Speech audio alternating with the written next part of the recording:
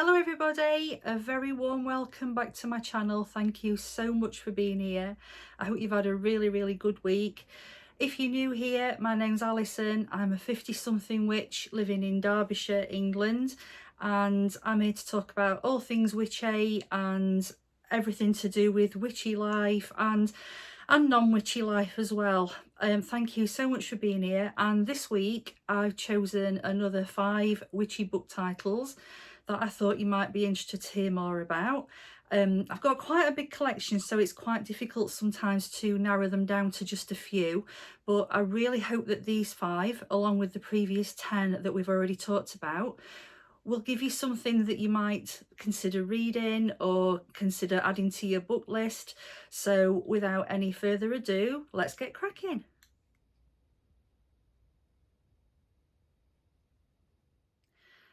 The first title I've chosen is The Real Witch's Year by Kate West. It probably won't come as any surprise to anybody who's seen my videos before to see a Kate West book mentioned on this list. Now, in my last video I mentioned, in my last book video I mentioned The Real Witch's Handbook by Kate. I've mentioned it many times before because I absolutely love it. So it's no surprise that there's this Kate West book here, and there's going to be another one later on.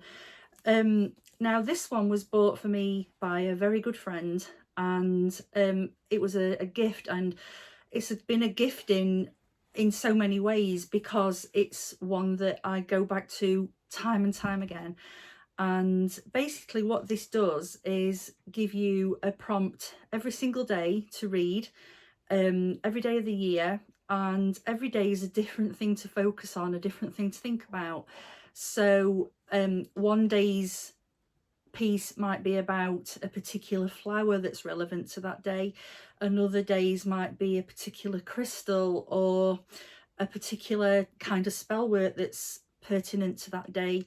And I like it because it's constantly a surprise. Every day is different. It's not repetitive. It also talks about at relevant points of the year what festivals are relevant to that day. So not everybody is familiar with the festivals that we might celebrate as witches, so this gives a little bit of an insight into that. And there's also things to do with seasonal magic. If you have a garden, there's garden magic in there as well.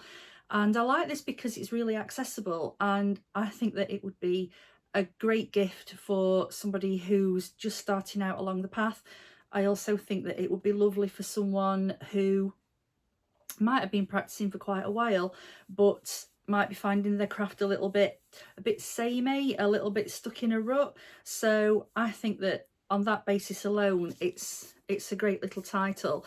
It's also a nice little size. You could take this round and about with you if you wanted to, but I like to keep this one close to me so that I can pick it up. I mean, you don't have to read it every single day because sometimes, you know, life gets in the way and you can forget, but it's there when you want it. And each page, one day covers one page, so it's not a massive task to read each day, and that really helps to keep your interest. Now, Kate's Wiccan, as I've said many times before, which I'm not, but there will always be space for Kate on my bookcase because I think she's absolutely fantastic.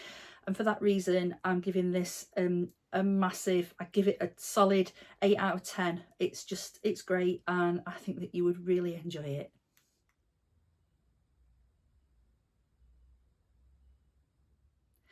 The second title I've chosen this week is another book by the amazing Scott Cunningham, and this is Earth, Air, Fire and Water. I've said before that the thing I really love about Scott is his ability to take witchcraft right down to its base level, and it's never been more true than in this particular book, which I've had for a number of years and still refer back to. Now, Scott tells us that the tools that we need to make witchcraft work are all around us. And if you watched my last video about ritual tools, I made the point that you didn't actually need any of them, and everything that you'd need for witchcraft to practice the craft is all around you in nature. And Scott was the one who really brought that home to me, never more so than when I read this book.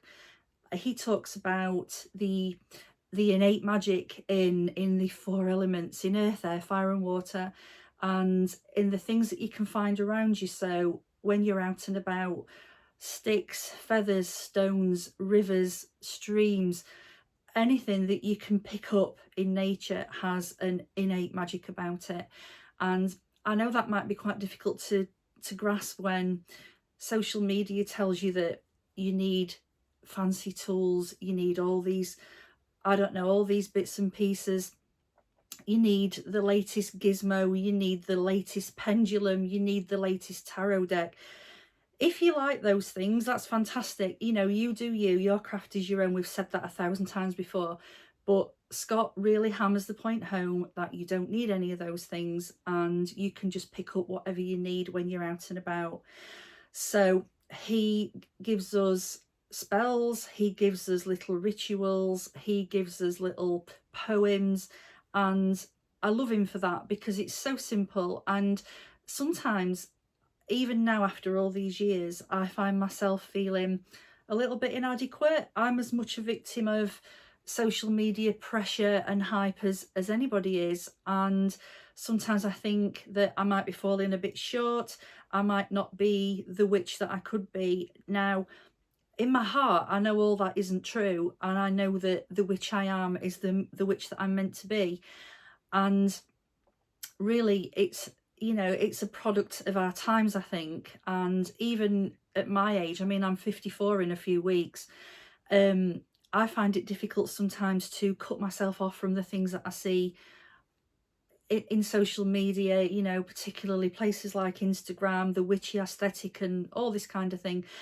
But we've said before, and it's a point that I'm never going to get tired of making, is that your craft is your own, and basically everything that you need to practice that craft, you've already got it. And I really hope that if nothing else comes from watching me on this channel, is that gives you a message of comfort, that you are the witch you are, and that's absolutely fine. And don't let anybody tell you otherwise. Read Scott Cunningham, let him give you some comfort, and let me know if you do read this book what you think of it, because I think it's absolutely fantastic, along with all his other books.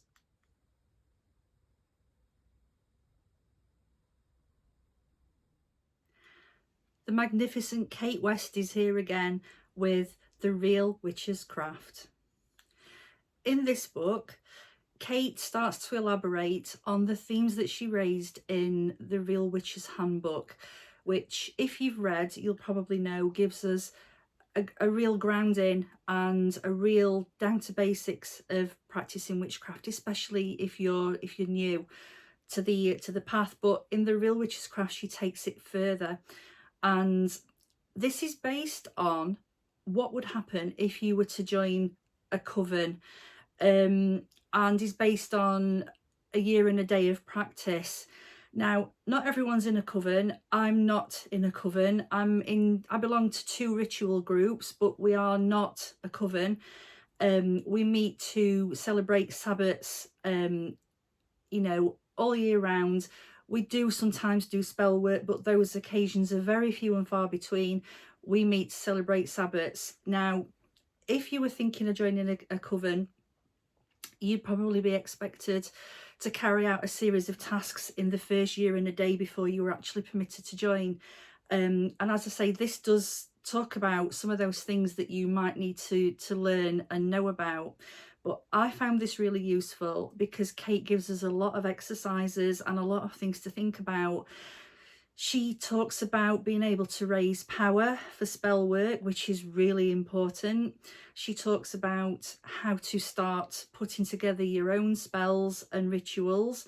Again, if you're practicing on your own, that's fairly easy to do.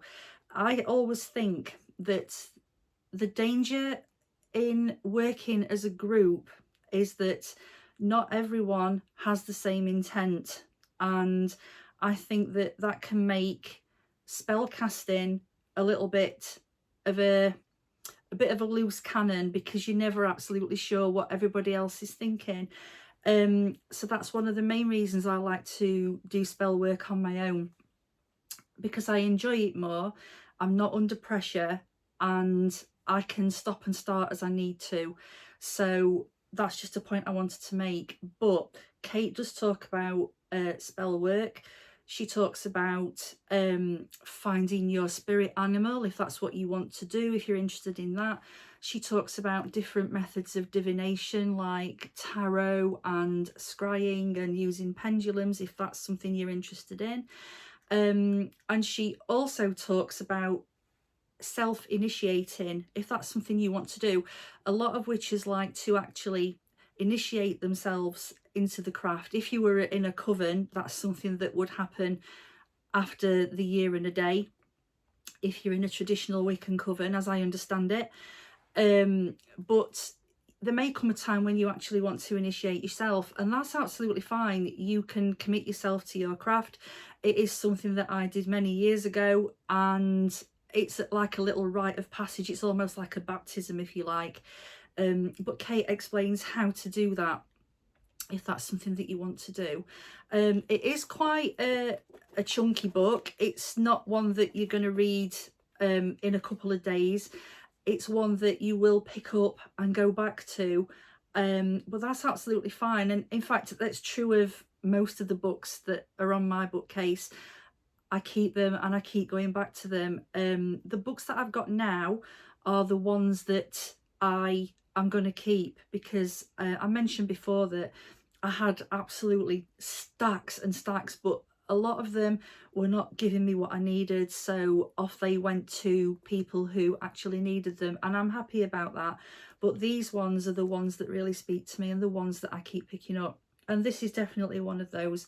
It's a lot heavier going than the Real Witch's Handbook. It will give you a lot more to think about, and it will really challenge you, and for that reason alone, I'm also giving this a massive 9 out of 10, because it's one that took me further than I'd expected to, and I really, really enjoyed it. I hope you do too.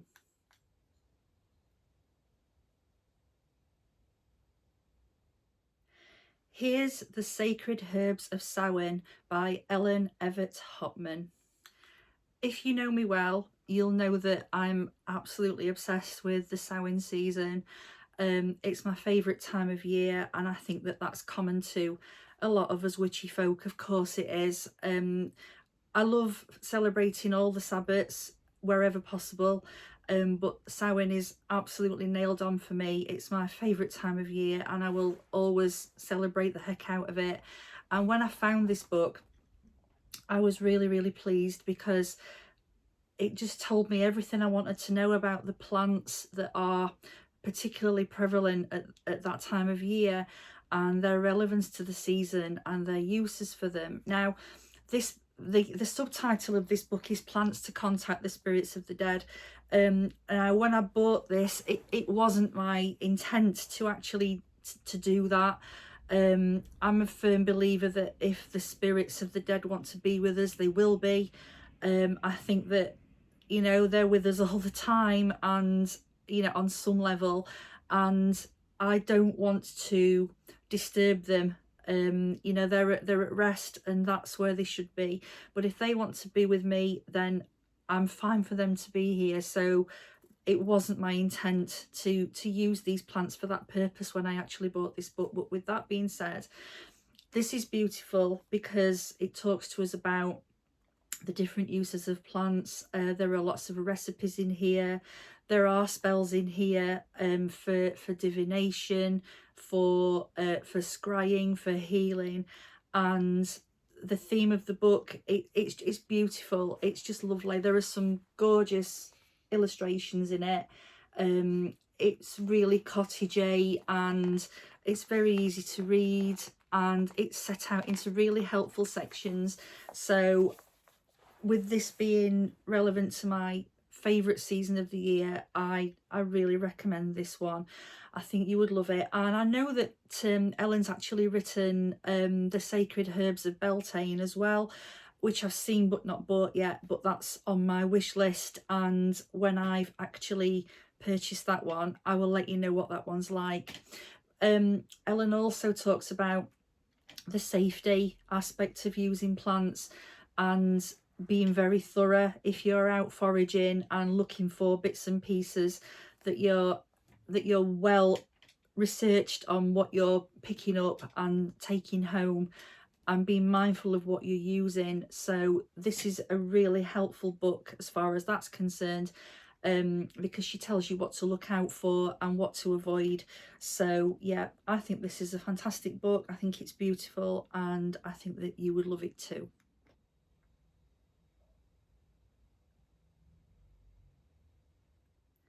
The final book I've chosen this time is In Praise of the Crone by Dorothy Morrison. I'm really thankful for every single person who has subscribed to my channel. Everyone's welcome here. I don't care where you're from, I don't care how old you are, I don't care how long you've been practicing witchcraft or not, you're welcome here.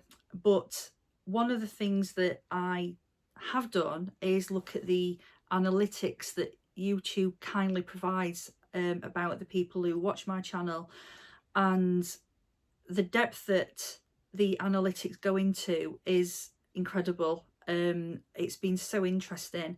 But the main thing that I've taken from the analysis is that something like 90% of the people who watch this channel are between 45 and 55, and there's no escaping that.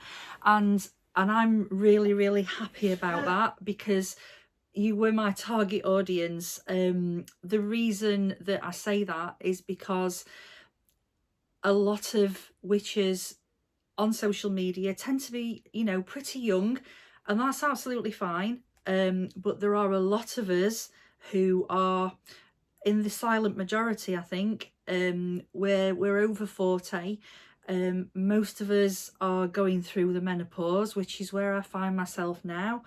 And so this book really speaks to those of us of a certain age. Now, I didn't know that this book was a thing. I suddenly found it recommended to me, which seems to happen with, you know, alarming regularity, to be honest. And my copy is actually an old library book. I think it was written in 1999, so it's getting quite old now, but the information in it is just an absolute treasure trove for us ladies at this time of life. Now, I don't know about you, but I was not expecting half of what I've felt as I've started on the journey through menopause. Bits of it have been absolutely brilliant. You know, period stopping, that kind of thing, fine, I'm here for that all day long. But some of it has been absolutely horrific, and I know that that sounds a little bit dramatic, but I have hated feeling the way that I've been feeling, and I found it very hard to start to acknowledge the woman that I am now compared to the woman that I was 15-20 years ago. But this book has taught me to start celebrating that woman, not only from a witchy point of view, but from a mundane point of view as well. There's lots of practical tips in here about how to basically how to make yourself feel better and how to big yourself up, really, and I'm here for that. I really appreciate this book for that reason. Dorothy has a great way of bringing us together through this experience. Lots of the things she talks about, I was nodding my head while I was reading it, because sometimes I think that you think you're the only one. You know you're not, but you feel so alone and so strange. You don't know yourself anymore, and this book really helps you to to get to know yourself a little bit better at this key stage of life. We've been through so much, we've seen so much. Now, we've never had children, and I'm absolutely fine with that. But whether you've had children or not, you still have to come to terms with the end of your fertility, and for some people that might be something really easy. For me, it was a really important time when the time came to acknowledge that I was never going to be a mother, and I'm happy with that decision. But all the time you've still got the ability, you think there might be a chance, but then when that chance is gone forever, that's it. Now, I know that there are some women who, through some, sad turn of fate, through illness or for whatever reason, have never been able to have children, and I'm really sorry about that. And that's a whole different issue to the natural change that comes at menopause. But yeah, I had difficulty coming to terms with that. I'm fine with it now. But Dorothy talks about other things that will happen that you might not be expecting, particularly issues with the awful brain fog. I don't know if you've experienced that. I certainly have, and I found it terrible. My job, my everyday job is in finance at a big local university, and sometimes the tasks that I've done every day for nearly 30 years, I just forget how to do them, and it's so frustrating. And it's like trying to walk through porridge some days. And if you identify with that, I'd really love to hear what you think in the comments, because I was not expecting that, along with the tiredness and the anxiety and the sleeplessness that came along with it.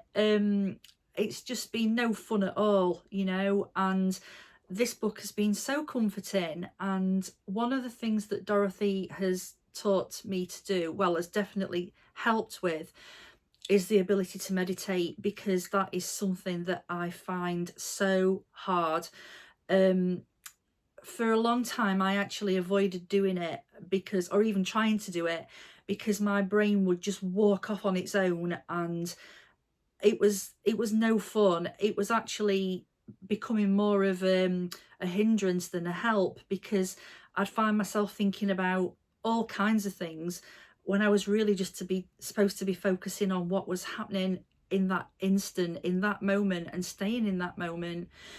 But Dorothy acknowledges that, and she's been really, really helpful. And to the extent that when I'm at work, or even when I'm at home, if I feel that I need to just switch off for a minute, I can do that now. I can block everything out, and I've found that to be really, really helpful. So on that basis alone, I recommend this book. But she's also put in lots and lots about self-care. As you know, I'm a massive advocate of taking care of yourself, taking care of your skin, hair, nails, everything that makes you feel a little bit better about yourself. And she's put in lots of recipes for different skincare products, some really simple recipes, which are lovely. And she really hammers home the fact that you need to take care of your physical self as well as your spiritual self. But she does that really, really well. And she's put some spells in there, some little rituals. And even if you don't want to do those when you read this book, just reading about them, I found, is really comforting. So I think that this is an absolute winner. I think it's unique amongst the books that I've got. It's the only one that really focuses on welcoming your cronehood and really celebrating this time of life. And on that basis, for this week, I'm giving this my top book out of the pile, because I think it's absolutely fabulous. And I really hope that if you try to get hold of it, you can do. Please let me know if you do. As I say, mine's an old library book, so I was really, really pleased to find it. but I love it, and I think that this is a top tier book. I absolutely love it. I really hope that you've enjoyed these recommendations as much as I've enjoyed putting them together for you. I love books. I could talk about books all day long, and books have been my greatest source of joy while I've been learning about witchcraft, and I've found more from books than any other source. So I'm happy to talk about books all day long. If you've read any of these books, please let me know in the comments. I'd love to know what you think about them, and if you're thinking of buying any of them, please tell me, because I'd love to know what you think of them. I hope that they bring you something new, something that you've not thought about before. And yes, if you are new here, I would absolutely love it if you haven't already, if you would subscribe to my channel, please, that'd be lovely. And if you would give this video a little thumbs up, that would also really help me. I'd really appreciate that. Next week, I'm going to be taking you, hopefully, weather depending, to one of my absolute favourite places, and I'm going to be talking to you about the things that I wish I'd really known before I started practicing witchcraft. So I would love it if you would join me for that. And in the meantime, I hope you have a fantastic week. And if you're celebrating Beltane later this week, I hope you really enjoy your celebrations, whatever you've got planned. I'm meeting up with the 2 ritual groups that I mentioned earlier for a couple of little gatherings that I'm really looking forward to, and I hope you enjoy whatever you're doing. And in the meantime, thank you so much for being here. I'm so glad that you're here on this journey with me. Thank you so much. I hope you have a fantastic week. Please look after yourselves and each other, keep the faith, and until next week, blessed be.